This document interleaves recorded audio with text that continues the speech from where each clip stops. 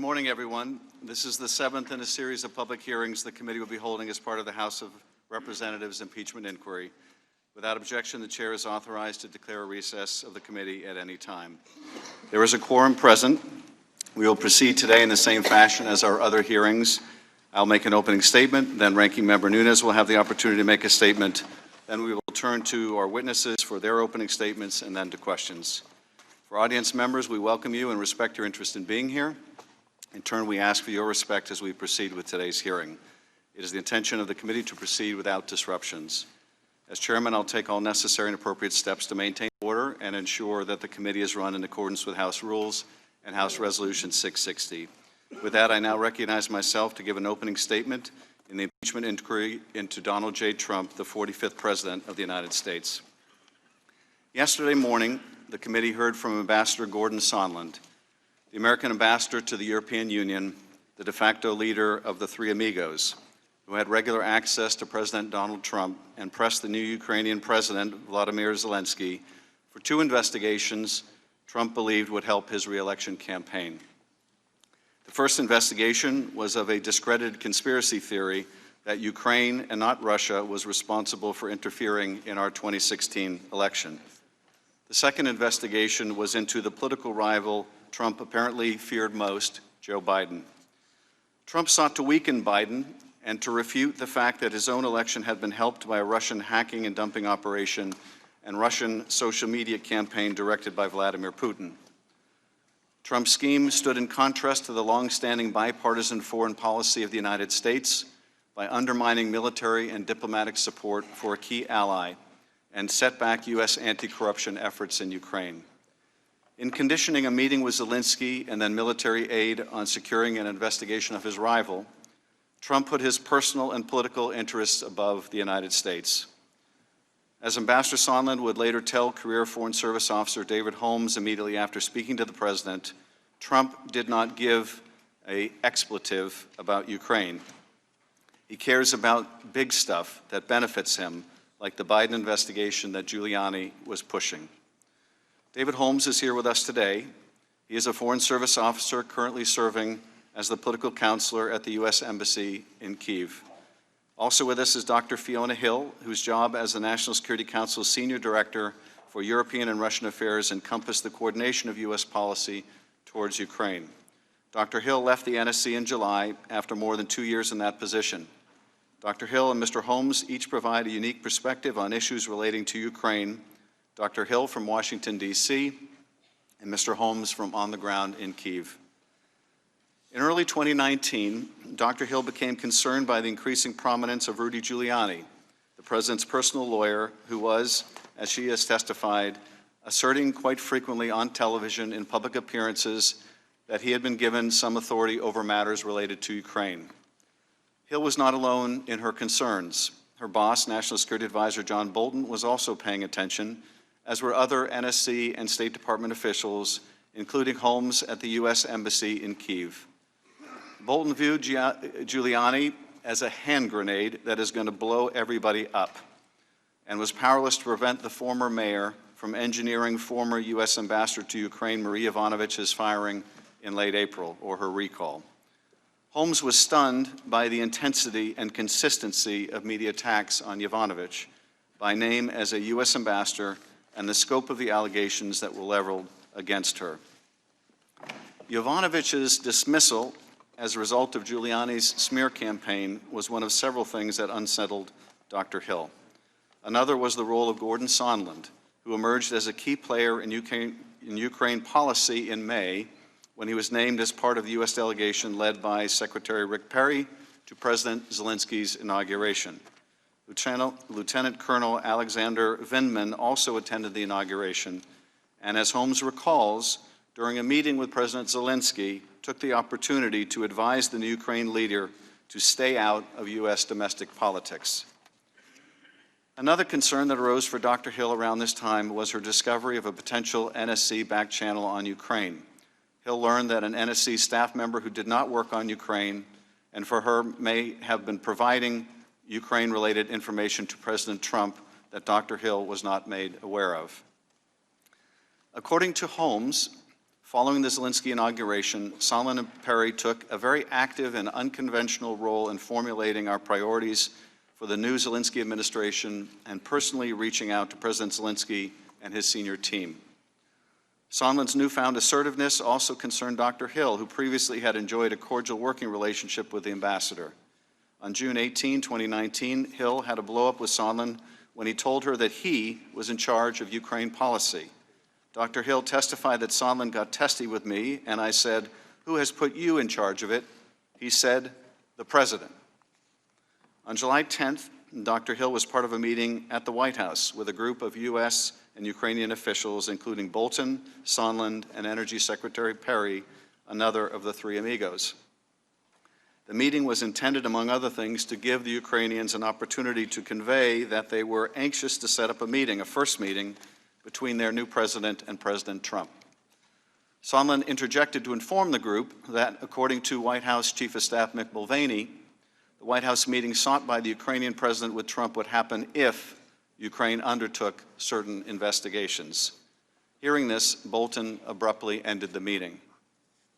Undeterred, Sondland brought the Ukrainian delegation and the NSC director for Ukraine, Lieutenant Colonel Alexander Vindman, downstairs to another part of the White House, where they were later joined by Dr. Hill.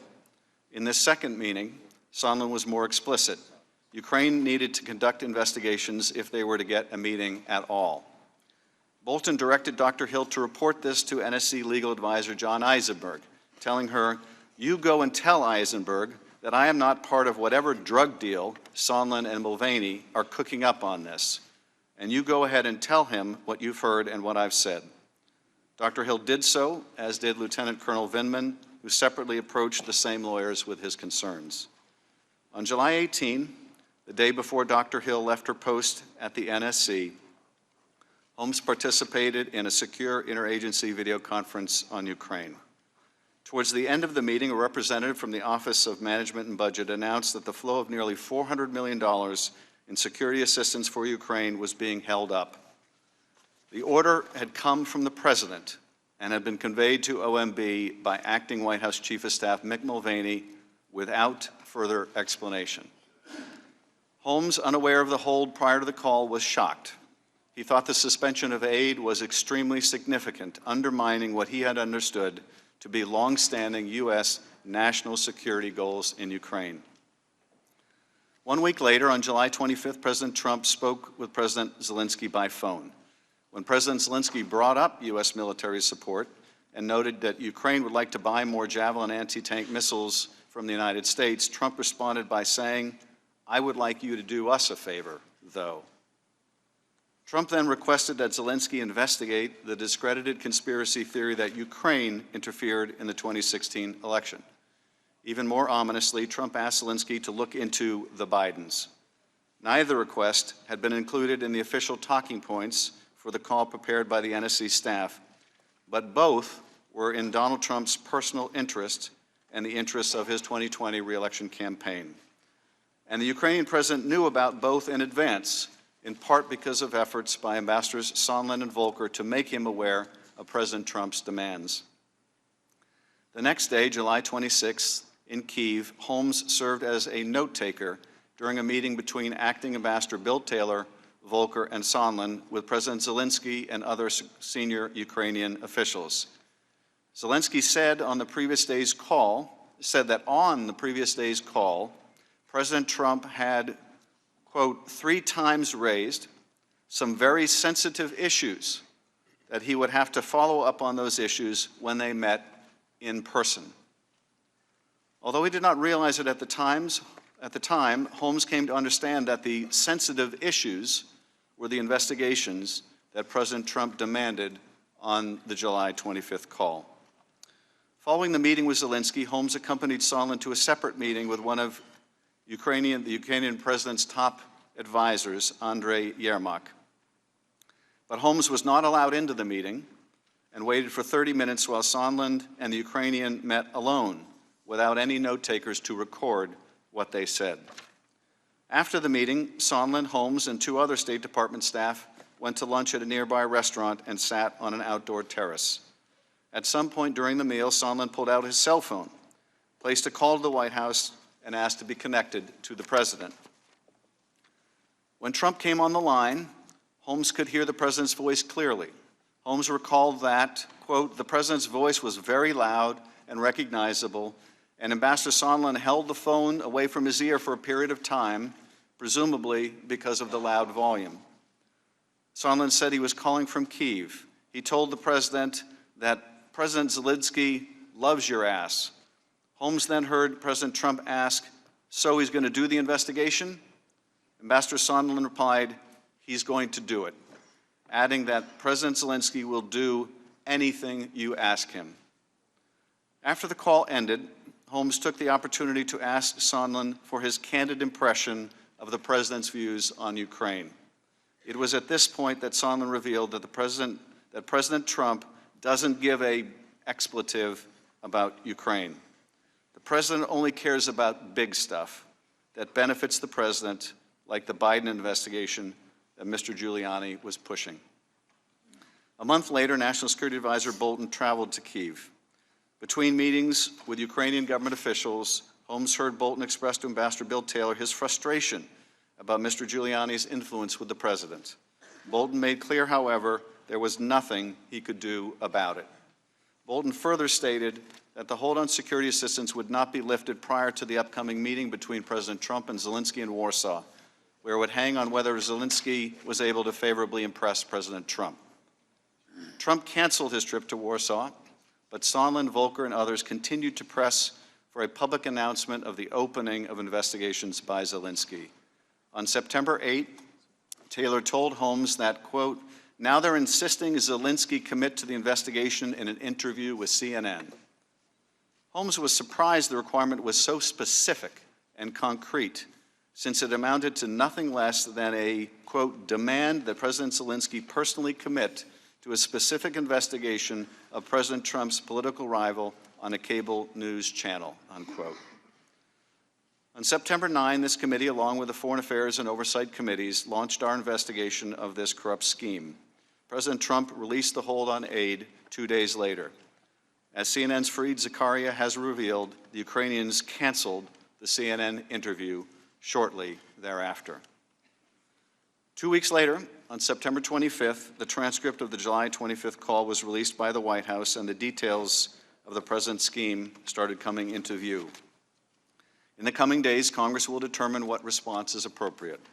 If the president abused his power and invited foreign interference in our elections, if he sought to condition, coerce, extort, or bribe a vulnerable ally into conducting investigations to aid his re-election campaign and did so by withholding official acts, a White House meeting, or hundreds of millions of dollars of needed military aid, it will be for us to decide whether those acts are compatible with the office of the presidency.